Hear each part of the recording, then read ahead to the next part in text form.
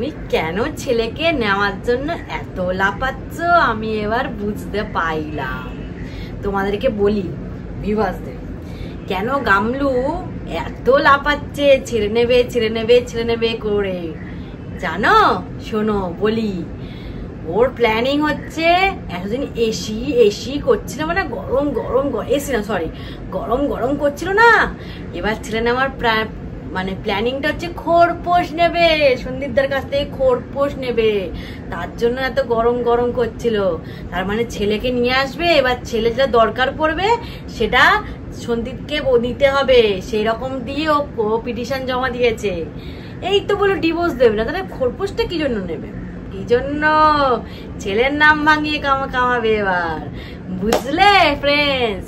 এটাই হচ্ছে ওর ব্যাপার, যে ওর ছেলে নিয়ে এসে ওর যা ছেলের দরকার পড়বে একটা, মানে নিজের দরকারটাকে ছেলেকে দিয়ে চাপিয়ে দেবে, তারপর সন্দীপদাকে ওই খোরপোশগুলো তাকে দিতে হবে।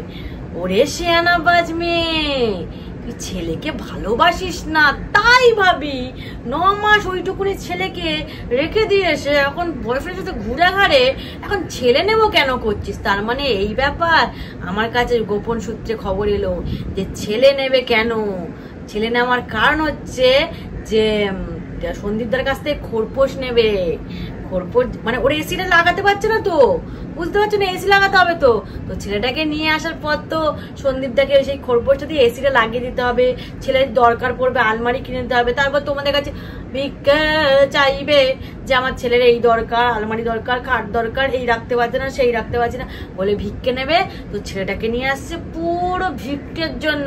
মানে কি শকুনি, মাথায় বুদ্ধি ওর, ওকে দেখলে না মন চায় না, কি বলো বললাম না আর, মানে এত গটে গটে বুদ্ধি ওদের, মানে কি বলি, সত্যি কথা। এত বড় চালবাজ, তার জন্য ছেলেকে নেওয়ার জন্য এত লাফাচ্ছে। তোমরাই ভাবো, যেখানে মার বুদ্ধি হচ্ছে যে খোরপোশ নেওয়ার জন্য, এসি নেওয়ার জন্য, আলমারি কেনার জন্য সন্দীপদার কাছ থেকে ছেলেটাকে নিয়ে আসছে, মানে কি শকুনি রে বাবা, মানে না গাপ করে দিই মুখের মধ্যে মনে হচ্ছিল শুনে কথাটা। এত চালবাজ মেয়ে, মানে কি বলবো আর, মানে তোমরা ভাবো ছেলেটাকে ভালোবাসার জন্য নিয়ে আসছে না, ও কি করছে মানে মানে একদম প্ল্যান করেছে ওরা যে ছেলেটাকে নিয়ে আসবো, ছেলেটার গরম লাগবে এসিটা কিনে নেবো, ছেলেটার যা খোরপোশ চাইবে টাকা পয়সা যখনই দরকার পড়বে সন্দীপদার কাছ থেকে নেবো, ও এই প্ল্যানিং করার জন্য ছেলেটাকে নিয়ে আসার জন্য। তোমরা ভাবো শুধু, আমি কিন্তু ঠিক খবর পেয়ে গেছি, এটা কিন্তু সত্যি হবেই একদিন না একদিন, দেখো এই কথাটা কিন্তু সত্যি হবেই, তোমরা যারা দেখছো একদম সত্যি হবেই, বুঝলে?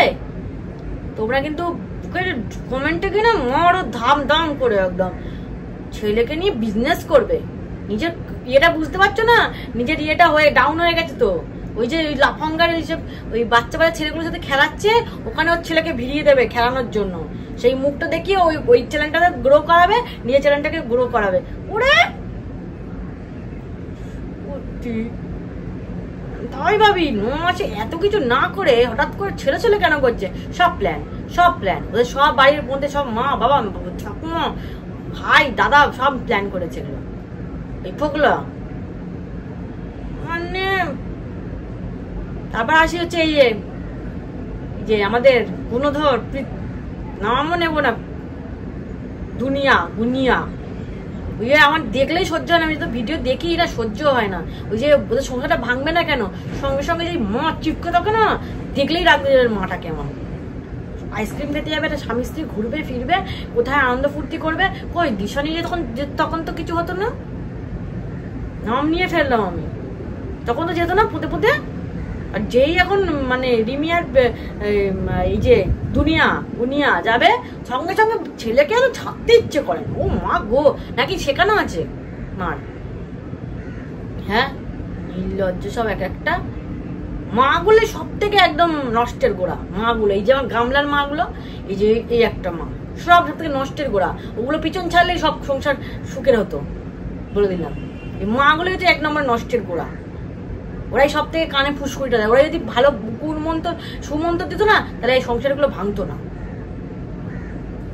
একটা আইসক্রিম, স্বামী স্ত্রী আইসক্রিম খেতে যাবে, যা ভিজবে রাতে যা ইচ্ছে করুক না, চিপে বাইক করে ঘুরে বেড়াবে বন করে। ভিডিওর মধ্যে ঠিক মুখ না দেখালে তার একদম ভাতের হজম হয় না খাবারে। ঘুরতে আছে তার পাহাড়ে পাহাড়ে যাক না, সঙ্গে চলে যাবে একদম, তাহলে মুড়ি দিয়ে বসে থাকবে আবার একসাথে। জঘন্যকর ফ্যামিলি একটা। নোংরা এইসব না, এদেরকে বরকট করো, এই যে দুনিয়া মুনিয়াকে। এই ছেলেকে না, এই ছেলেকে জুতোর বাড়ি মারতে হয় মুখে। একটা মেয়েকে নিয়ে বিজনেস করছে, দেখছে যে ভিউজ ডাউন আছে, গোপনে রুমটা করতে হবে না, রুমটা নিচের রুমে টাইলস বসাতে হবে না। ওরে আমার সব বিজনেস এগুলো বলে দিলাম। চলো নেক্সট ভিডিও দেখা হচ্ছে, টাটা।